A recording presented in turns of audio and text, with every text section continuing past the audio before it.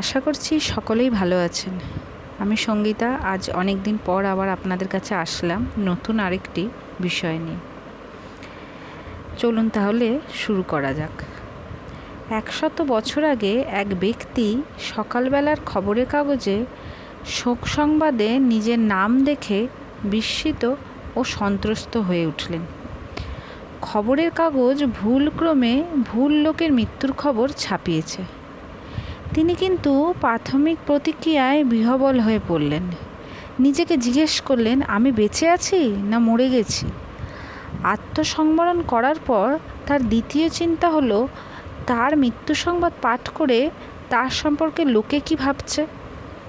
খবরের কাগজে প্রকাশিত তার মৃত্যু সংবাদটির শিরোনাম ছিল, ডায়নামাইটের রাজা মারা গেছেন।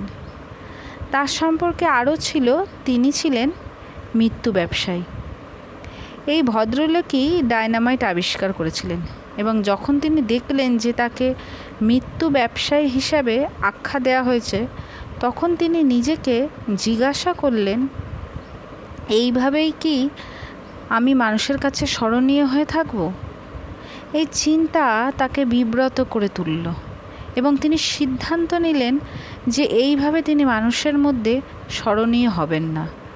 সেই দিন থেকেই তিনি পৃথিবীতে শান্তির জন্য চেষ্টা শুরু করলেন। তার নাম ছিল অ্যালফ্রেড নোবেল।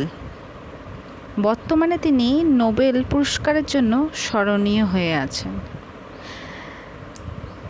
দেখুন, একদিন তো আমাদেরকে সকলকেই চলে যেতে হবে এই সুন্দর পৃথিবী ছেড়ে।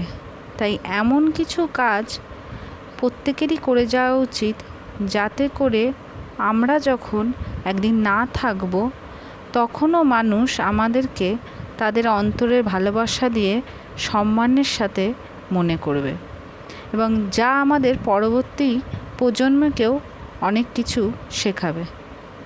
যেভাবে অ্যালফ্রেড নোবেল তার অন্তরের ইচ্ছাকে ব্যক্ত করতে গিয়ে মূল্যবোধকে নতুনভাবে বিন্যস্ত করলেন, আমাদেরও সেইভাবে শান্ত চিত্তে চিন্তা করে ওই রকমই কাজ করা উচিত। আজ তাহলে এখানেই শেষ করছি। খুব তাড়াতাড়ি আবার আসবো আপনাদের কাছে নতুন আরেকটি বিষয় নিয়ে। ধন্যবাদ।